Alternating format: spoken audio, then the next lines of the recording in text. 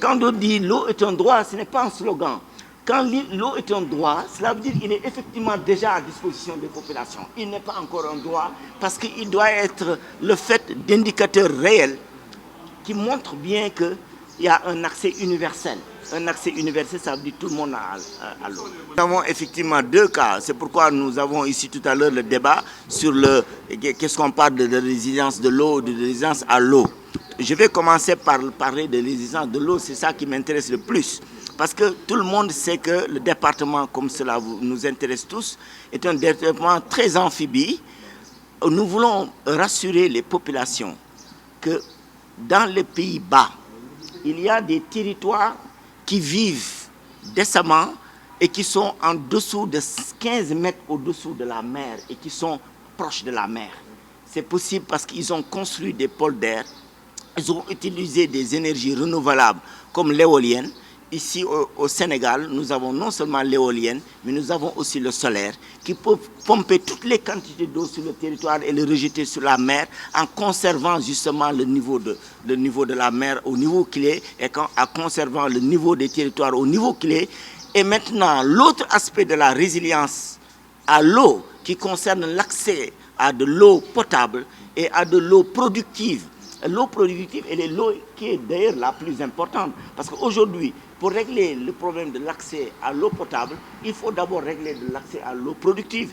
Dans la zone des Niayes, partout, il y a une lutte des productions au niveau des sociétés qui sont d'affermage pour pouvoir donner l'eau aux agriculteurs et donner l'eau potable aux habitants. Et donc, ils sont dans un grand dilemme. Et ce dilemme-là, il faut le régler. La seule manière de le régler, c'est de donner la priorité à diminuer la pression sur l'eau. Et la pression, elle est exercée par l'eau productive en même temps que l'eau potable. Et nous sommes là, justement, avec tous les mouvements populaires, les groupements sociaux, pour que, justement, on les appelle les sans-voix, pour qu'ils nous disent quels sont les défis, qu'ils ne nous parlent pas de problèmes. Le problème, c'est qu'il n'y a pas d'accès à l'eau. Qu'est-ce qui empêche? Si c'est la décentralisation de l'eau qui empêche l'accès à l'eau, il faut que l'État lève ces barrières. S'il ne les lève pas, nous allons entourer l'État et tous les autres d'un certain nombre d'acteurs qui vont lui en obliger de lever cette barrière.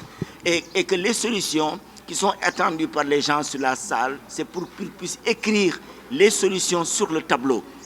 Que, compte tenu de ce qu'on appelle les critères du développement durable, qui sont les critères sociaux, qui sont les critères économiques, environnementaux et institutionnels, qui sont issus de la conférence de Rio en 1992, 20 ans après, au sommet des peuples, nous avons vu que nous avions oublié les institutions. Et les institutions, croyez-moi bien, l'État, c'est nous, c'est les populations.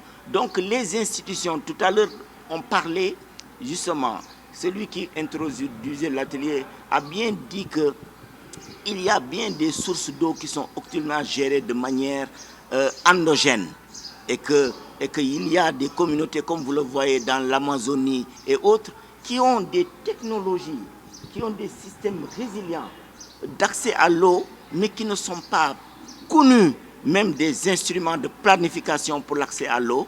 Alors, il faut les connaître rapidement à travers cet atelier-là pour que ça puisse constituer de nouveaux indicateurs qui sont les plus pertinents. Parce que vous savez que les ODD, ils sont au nombre de 17.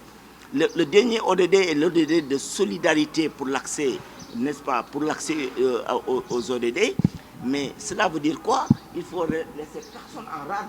C'est-à-dire que les institutions les plus localisées, les plus territorialisées doivent jouer autant de rôle que les institutions nationales, régionales et départementales. D'ailleurs, dans la stratégie de l'État pour l'eau, il y a des acteurs qui sont manquants, qui font la chaise de l'Autriche. C'est les collectivités territoriales, ce sont les organisations de la société civile et même la presse, comprenez bien, qui doivent être dans les instances d'animation et de suivi de l'atteinte de l'ensemble de ces objectifs.